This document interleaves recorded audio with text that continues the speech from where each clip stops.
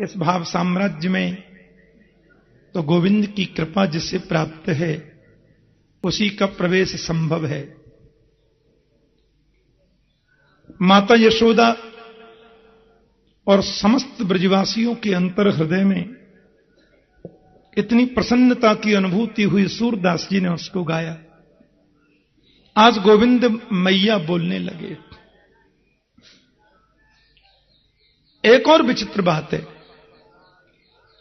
बड़ा विशिष्ट वैचित्र है और बड़ी समझने की बात है।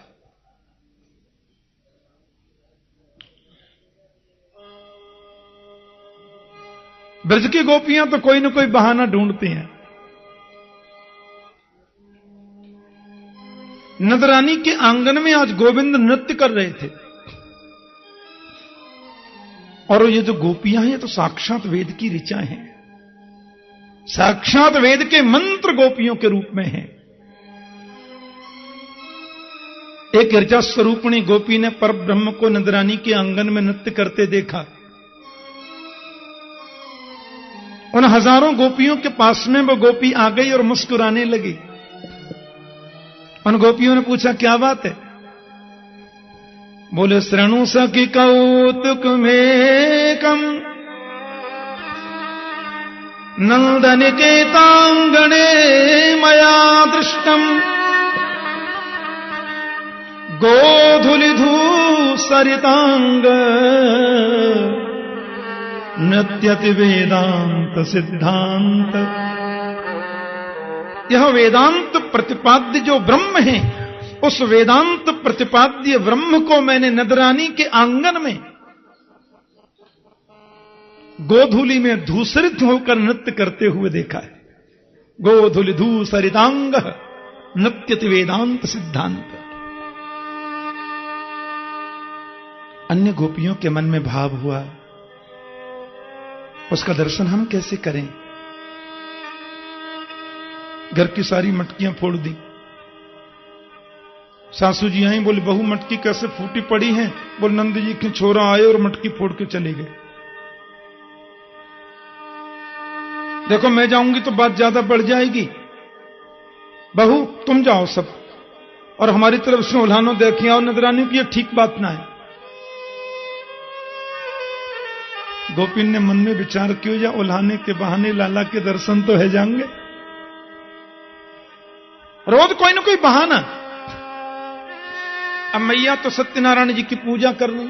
माता यशोदा के घर में लक्ष्मी नारायण की पूजा होती रोज, और दशरथ जी के घर में भी लक्ष्मी नारायण की पूजा। अब मैया ने देखियो कि आज नई नई बहू मेरे घर काहे को आ रही है। मां पूजा में से चौक में आई गई और सब गोपियां भी पहुंच गई। अरे आओ, कैसे आई बोलो। महाराज चौक में आकर के वो सैकड़ों खड़ी हो गई, कमर पे हाथ धर के बोली ये बताओ आपके लाला कहां हैं? क्योंकि लाला हो तब तो ये रुके, नहीं हो तो चलती बने। मैया बोली पलना में सो रहे दिखे। आवाज लगाई तो श्रीमान जी पलना से सो के उठ रहे हैं। रात्रि को सोते इसमें मां आंखों में काजल लगा देती और ये सुबह उठते ही ऐसे ऐसे कर लेते, सो जगन्नाथ भगवान की सी गोल गोल आंख बन जाती, आधे गालन पे काजर फैल जाए। कन्हैया डर गए, आज फिर कोई नाटक तैयार करके लाई, देखे सब आ गई। मैया की हाथी है, मैया की साड़ी का पल्लू पकड़ के बगल में खड़े है गए। मां ने सिर पे हाथ रख दियो, कहा उधम कियो मेरे लाला ने, तुम चली आई उल्हानो देवे। सुखदेव स्वामी के शब्दों में सुनिए कितना सुंदर उल्हाना दे रही हैं गोपियां नंदरानी यशोदा को। कि वत्साल मुंचन क्वचिद समय क्रोश संजात हास स्तेयम स्वादवत्यथ दधिपय कल्पिते स्तेययोगै। किमरकान भोक्षण विभजति सचेन नाति भांडम भिनत्ति द्रव्यालाभे सगृह कुपितो यात्युपक्रोश्यतो कान। आपके कन्हैया हमारे घर पे आमे और हमारे बछड़ा को खोल के भाग जामे। देखो जित तो कोई उधम ना है बहना, यदि लाला तुम्हारे बछड़ा को खोल के जाए तो कछु काम ही तो करे। अब जी क्या बात भाई? बोले नहीं, असमय जब इनको पता चले कि दूध दुहबे को समय आए गए तो वाते 1 घंटा पहले बछड़ा को खोल के भाग जाए। अब सगरे दूध को बछड़ा पी जावे, हम दूध दुहबे जामे तो 1 बूंद भी ना मिले। मैया बोली बालक है, अभी कछु जाने ना है, ऐसा उधम कियो करे, तुमने किया को डांट दियो करो, बात खत्म। हाँ, अब मैं कहां बताऊं। गोपी बोली शिक्षा मत दो, हम ये भी कर चुकी हैं। हम जब इनको डांटबे के ताई आंख निकाल करके आई सो खिलखिल खिलखिल खिलखिल खिलखिल करके हंस गए, संजात हास। अब इनकी हंसी को देख करके हमें हंसी आ जाए, फिर हमारी गुस्सा ठंडी है जाए। मैया बोली तो या में मेरो का दोष है बताओ, मैंने तो कह दी उधम मचा बे तो नेक डांट दियो करो। बोले नहीं, हमारे घर में जाके चोरी भी करें, माखन चुरा के खावे। मैया बोली एक बात बताओ, छोटो सा बालक है, मुट्ठी भर की आकी कमर है, 4 अंगुल को पेट है। अभी मान लो चोरी करके माखन खावे, तुमने के राजी से ही खिला दियो करो। लाला तुम राजी से माखन जितनो खानो खा लो, और जितने तुम्हारो माखन ये खावे उतनो मेरे घर से ले जाओ करो। बच्चा अब कहां समझाऊं। गोपी बोली शिक्षा मत दीजिए, ये भी कर चुकी हैं हमने मटकी माखन की भर के धर दी नहीं, जितनो खानो प्रेम से खाए लो। नेक माखन खा के टेढ़ो मुंह करके बोले, मोए तो चोरी कोई मीठो लगे, राजी को मीठो ना लगे। स्तेयम स्वादुवत्ती, चोरी कोई स्वादिष्ट लगे। मैया बोली अच्छा। गोपी बोली अच्छी बात ना, ऐसे चोरी कर लो, देखो समझा लीजिए। मैया बोली एक बात बताओ, तुम्हें एक भी शर्म ना आवे? अरे बुढ़ापे में हमारे घर एक लाला आयो, और तुम तो ये भी जानो कि मेरे घर 9 लाख गाय हैं, 1000 मटकी माखन रोज निकले। लाला ने एक माखन चुरा के भी खा ली हो, मान लो कितनों, ज्यादा से ज्यादा 50 ग्राम। एक छटाक माखन लाला ने खा लियो, तुम उल्हानो लेके चली आई हैं? मेरे घर से 50 मटकी माखन की ले जाओ, कोई कम थोड़ा ही है मेरे घर में। मैया ने नाराज है गई। गोपी बोली आप तो नाराज है रही हैं, अजी आपके लाला चोरी करके भी खामे तो हमें बुरो नाए लगे। मैया बोली तो काई को उल्हानो लाई हो? अजी ये खामे तो कोई बुरी बात ना है, पर ये अकेले थोड़ी खामे। कि मरकान भोक्षण विभजति सचेन नाति भांडम भिनत्ति। संग में पूरी मंडली चले, ऊपर बंदर मंडली, नीचे ग्वाल मंडली। हाँ, इनकी मंडली है रजिस्टर्ड, बाको नाम है बाल गोपाल चौर्य विद्या प्रचार मंडल। हाँ, और उसके अध्यक्ष हैं 3.5 वर्षीय कृष्णचंद्र जी महाराज, उम्र है 3.5 वर्ष की। बंदरन को लुटामे। अच्छा मान लो बंदरन को माखन खवा दियो, कोई बात ना है, बच्चा भी खा लिए, कोई बात ना है। हमारी मटकी को तो छोड़े हमें, आते समय बा मटकी और फोड़े हमें, और मोछन पे ताप दे के निकले, नंद को छोरा माखन खा के जा रहा का वो रोकना तो रोक लो, धमकी दे के हमें। हम मैया को हंसी आवे, हे भगवान ये 3 बिलांग को लाला इन बूढ़ी ने पागल बनावे। मैया हंसी भी आवे, लेकिन मां क्या करे। मैया बोली तो एक काम करो, सुनो, तुम अपनी मटकी को ऊपर छींके पे लटका दो, बात खत्म। लाला छोटो है ना, न बजेगो न रहेगो बांस, न बजेगी बांसुरी। अब लाला छोटो है, या को हाथ छींके पे जाएगो ही ना है, चोरी करेगो ही ना है, बस। गोपी बोली नदरानी हम ये भी कर चुकी हैं। अच्छा कैसे कर चुकी? बोले हस्ताग्राहे रचयति विधिं पीठ कोलू खलाद्यई। हमने जब अपनी मटकी ऊपर छींके पे लटकाई दीनी और हम खिड़की में सो देखने लगी, अब कैसे करें पतो चले। ये आई मंडली लेके और पहले तो नीचे उखल खड़ो कर दियो, बाकी ऊपर एक सखा और खड़ो कर दियो, बाकी ऊपर एक और खड़ो कर दियो, बाकी ऊपर एक और खड़ो कर दियो, फिर ऊपर एक और चढ़ा दियो, और सबके ऊपर स्वयं चढ़ गए, और स्वयं भी माखन मटकी में से निकाल के खाते जामे और नीचे डिस्ट्रीब्यूट भी करते जामे, सबको देते भी जा रहे नंबर बार। मैया बोली अच्छा इतना उधम, तुमने एक और ऊपर लटका के देखो, मैं भी तो देखूंगी कब तक सखान को खड़े करेगो ऐसे। गोपी बोली हमने तो एक दिन पीपल की डाली पे ही लटका दी, नहीं छींके पे मटकी। अच्छा, और हम देखने लगी कि अब देखें लाला कैसे चोरी करें, न जाने कहां से 25 हाथ को लंबा बांस ले आए, और अध चले दही में, और नीचे आए करके ऐसी वो बल्ली लगाई, सो मटकी नीचे से फूट गई। नजरानी ओक लगा के खड़े है गए, एक बूंद भी गिरने नहीं दियो, नंबर बार सब पी गए।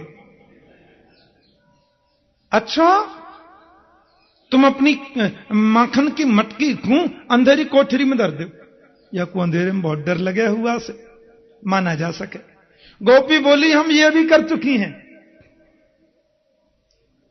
गोपी कह रही है कि हम ये कर चुकी हैं नजरानी के ध्वांतागारे धृतमणिगणम स्वांगमर्थ प्रदीपम।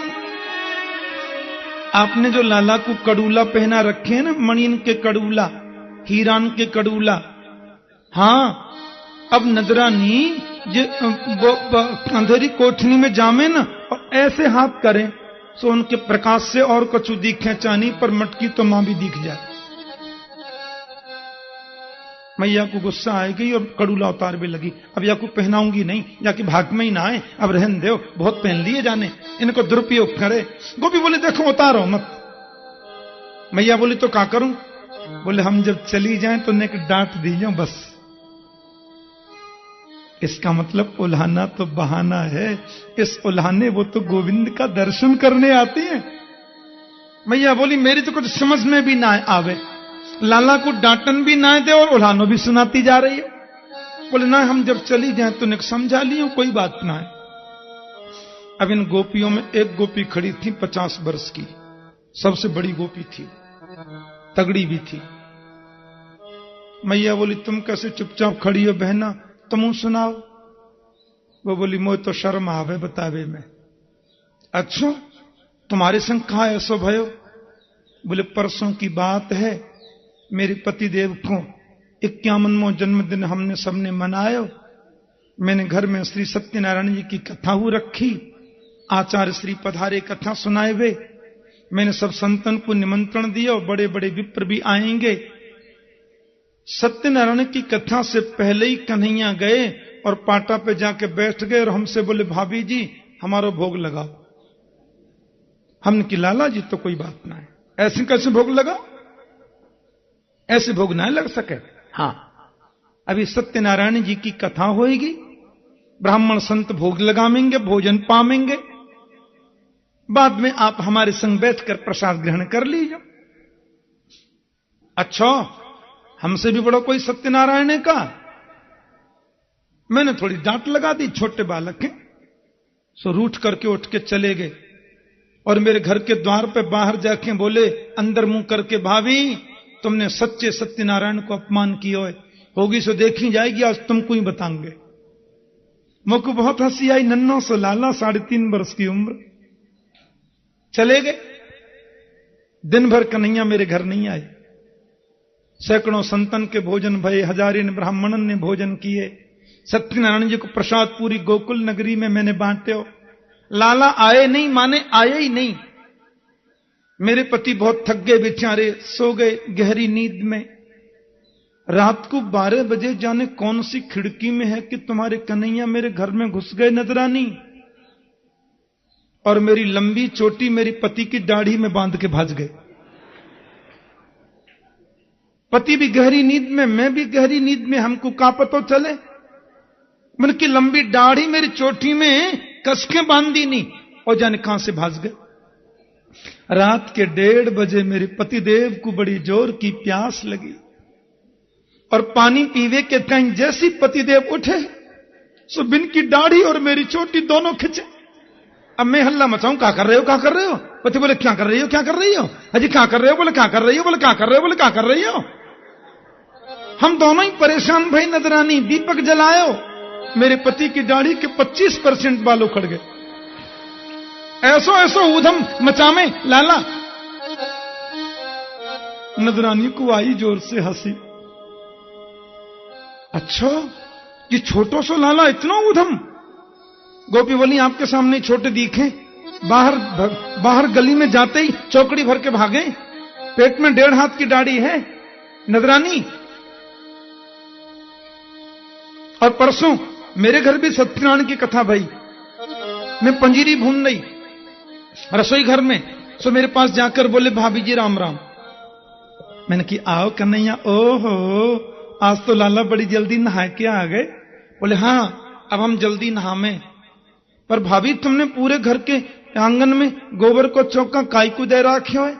हमने कही आज हमारे घर विशेष पूजा होएगी सत्यनारायण प्रभु की, मैया से कहियो वे जरूर पधारें, कथा सुनबे भी। हाँ हाँ मैया भी आएंगे और हम भी नहा लिए, हम भी आएंगे।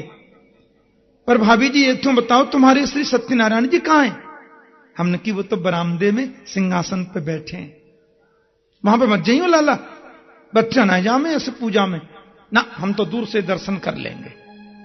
मैं पंजीरी भूनने लगी, आपके लाला चुपचाप बाहर गए, कुत्ता के 2 पिल्ला पकड़ के ले आए और दोनों पिल्ला लाए क्यों सत्यनारायण जी के सिंहासन पर बिठा दिए। कुत्ता के बच्चे बड़े अच्छे लगते हैं। परमानंद दास को ठाकुर लायो पिल्ला घेर, हमारे ब्रज में गाते हैं संत लोग। पिल्ला घेर के ले आए, बिठा दिए सिंहासन पे और बाहर जाके रसोई घर के जंगला पे लटक कर खड़े हो गए और भीतर झांक कर हमसे बोले भाभी ने कि अपने सत्यनारायण जी के दर्शन तो कर लीजो। मैंने कहा कोई गड़बड़ हो गया दिखे। मैं पंजीरी वंजीरी छोड़ के भागी, पूजा घर में देखा तो कुत्ता के पिल्ला बैठे 2 सिंहासन पर। मैंने दोबारा सत्यनारायण जी नवाए, पंडित जी बुलाए, प्रायश्चित पूजा कराई। ऐसो उधम एवं धार्ष्ट्यन्नु सदगुरु से मेघनादीनि वास्तव। अब देखो ये श्लोक तो बहुत गजब का है भागवत में। इस श्लोक का यदि सीधा सीधा अर्थ किया जाए तो मेघनादीनि वास्तव, इसका सीधा अर्थ यह होता है कि जहां हमारा पूजा घर है, हां अब बच्चों के लिए तो पूजा घर वो सब एक ही है, लेकिन जगतगुरु वल्लभाचार्य महाप्रभु ने देखा कि भगवान का चिन्मय शाश्वत जो विग्रह है उसमें मलमूत्रादि का होना तो असंभव है। इसलिए मेघनादिनी का उन्होंने बड़ा सुंदर भाव किया। मे मम ग्रहे ह स्फुटम नादीनी कुरुते। जहां मेरा पूजा घर है नजरानी, वहां जाकर आपके लाला जोर जोर से हल्ला मचा देते हैं, पूजा नहीं करने देते। या मेघनादीनी वास्तव वहां कूड़ा करकट डाले आते हैं, फेंक आते हैं। मैया ने टेढ़ी नजर से कन्हैया को देखा, बोले चौरे लाला ये सब गोपी जो बता रही हैं बिल्कुल सही बात है, तेने ऐसा उधम कियो? कन्हैया बोले तेरी सौगंधे। ब्रज के कवियों ने बड़ी सुंदर बात कही है कि देखे बिन कान्हा जब मन नाही माना, इन आंखों से आज हमने ब्रह्म पहचाना है। कृष्ण पद कमलों में मन को लगाना, इन गोपियों का ताना ये उल्हाना तो बहाना है।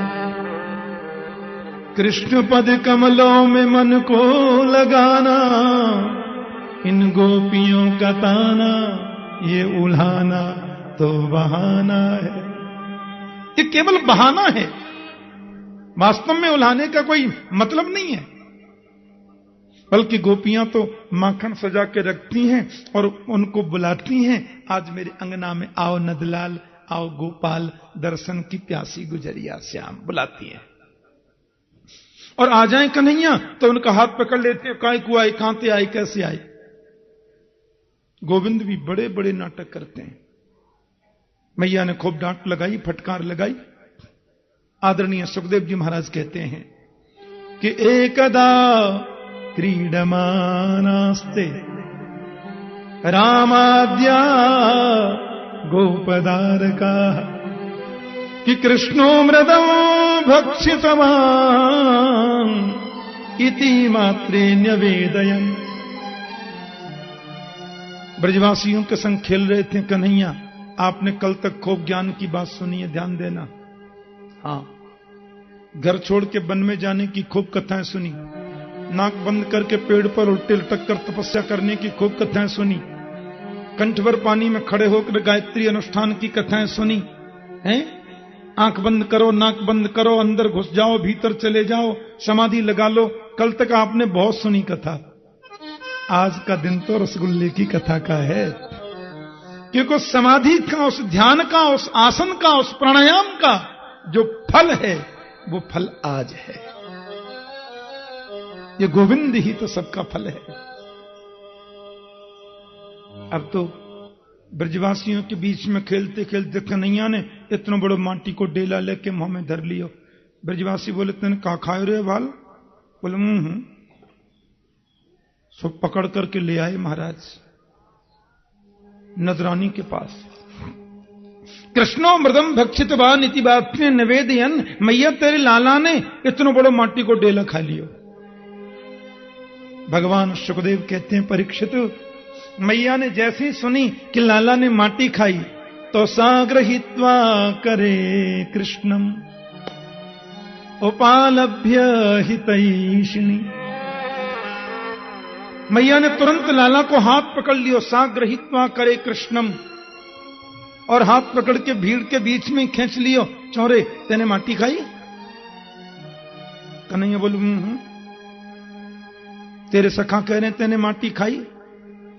कुमारास्ते अग्रजोप्ययम, तुम्हारे अग्रज बलराम जी भी कह रहे हैं कि तेने माटी खाई। कन्हैया बलराम की बगल में जाके खड़े हो गए, बोले चौं जी हमारी माटी खावे की शिकायत आपने करी? बलराम जी बोले तेने खाई तो मां पे सोई मैंने कह दे। ठीक है, हमू मैया तो कह रहे हैं कि भैया तो भांग को गोला खावे। बलराम ने सोची आपकी पिटाई बाद में होगी, हमारी पहले है जाएगी।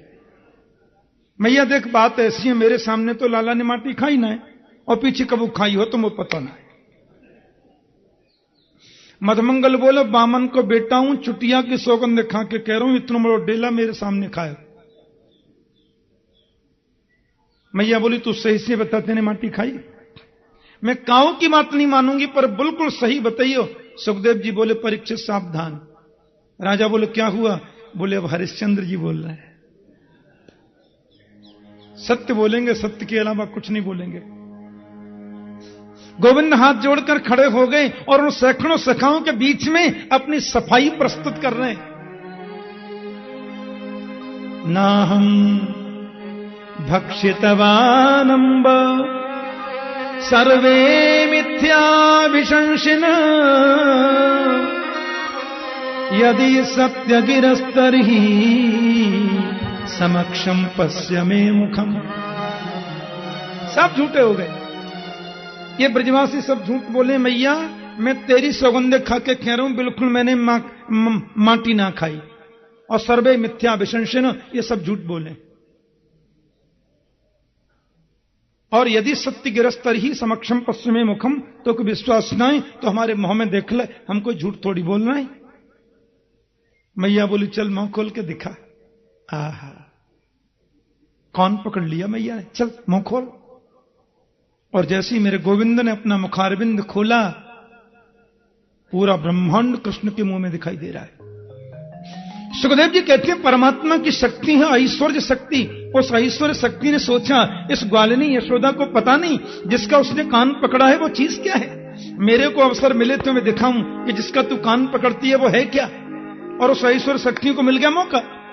गोविंद ने जैसे ही अपना मुखारविंद खोला, संपूर्ण ब्रह्मांड कृष्ण के मुंह में दिख रहा है। ब्रह्मांड में जो 14 लोक हैं कृष्ण के मुखारविंद में दिखाई देते हैं। 14 लोकों में जो मुख्य 3 लोक हैं कृष्ण के मुंह के अंदर दिखाई देते हैं, और 3 लोकों में जो एक मृत्यु लोक है कृष्ण के मुख में दिखाई देता है, और मृत्यु लोक में जो 7 द्वीप हैं 7 द्वीप गोविंद के मुख में दिखते हैं। 7 द्वीपों में जो एक जम्बूद्वीप है वो कृष्ण के मुंह में दिख रहा है, और जम्बूद्वीप में जो 9 वर्ष हैं लाला के मुख में दिख रहे हैं, और 9 वर्षों में भारतवर्ष में फिर ब्रजमंडल में फिर गोकुल नगरी में नजरानी के 85 चौक का महल, और उस महल के द्वार पर लाला का कान पकड़ के मैया छड़ी दिखा रही हैं और गोविंद मुंह खोल के दिखा रहे हैं। यह दृश्य भी कृष्ण के मुंह के अंदर ही दिखाई दे रहा है। ऐसा विचित्र रूप। मैया बोली सपनों तो है ना, ये नदी नाले पर्वत पहाड़ गांव नगर, हे भगवान किम स्वप्न एतत् उत देव माया किम वा मदीयो बत बुद्धिमोह। मैं कोई स्वप्न देख नहीं हूं कि किसी देवता की माया है, क्या बात है कि मेरी बुद्धि खराब हो गई है। नजरानी के मन में यह भाव आने लगा कहीं ऐसा तो ना आए वो गर्गाचार्य जी कह रहे कि तुम्हारा बेटा नारायण समो गुणई, ये कहूं भगवान तो ना आए। और गोविंद ने देखा कि मैया के मन में ऐश्वर्य भाव आने लगा। एवं विदित तत्वायाम गोपिकायाम ईश्वर वैष्णवी व्यतनोन्मायाम पुत्र स्नेहमयीं विभुम।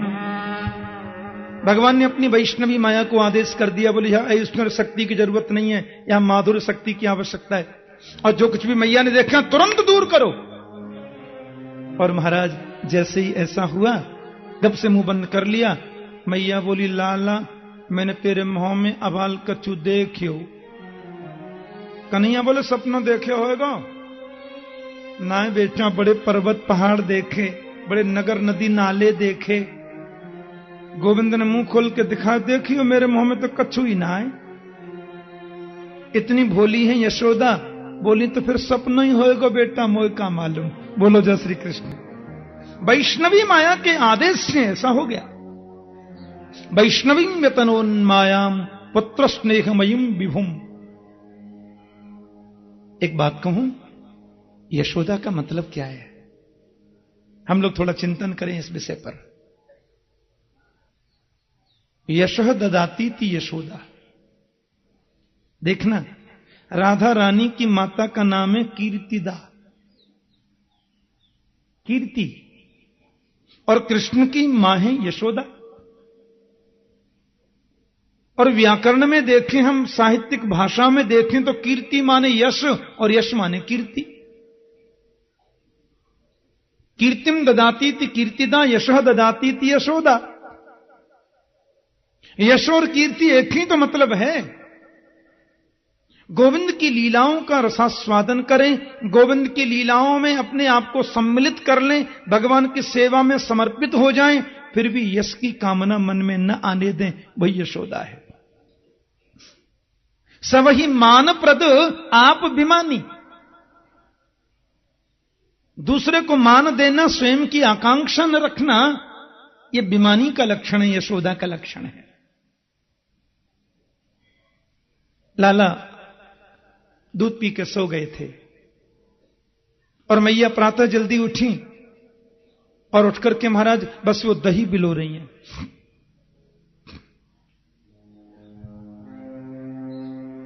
एकदा गृहदासीसु यशोदानंद गेहिनी कर्मांतरण युक्तासु निर्ममंत स्वयं दधि।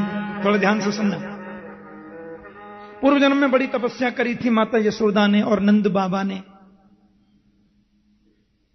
ये द्रोण नाम के वसु थे, इनकी पत्नी थी धरा। गोविंद को पुत्र रूप में चाहा, प्रभु ने कहा ठीक है मैं आपका स्तनपान करूंगा। और वे दोनों आदिनंद यशोदा हैं। तो मैया का तो जीवन कृष्णमय हो गया है। अब इस श्लोक पे ध्यान दें, एकदा गृह दासी सु। नंदरानी के घर में दास और दासियों की क्यों जी? 9 लाख जहां गाय हैं वहां 5,000 नौकर तो होंगे।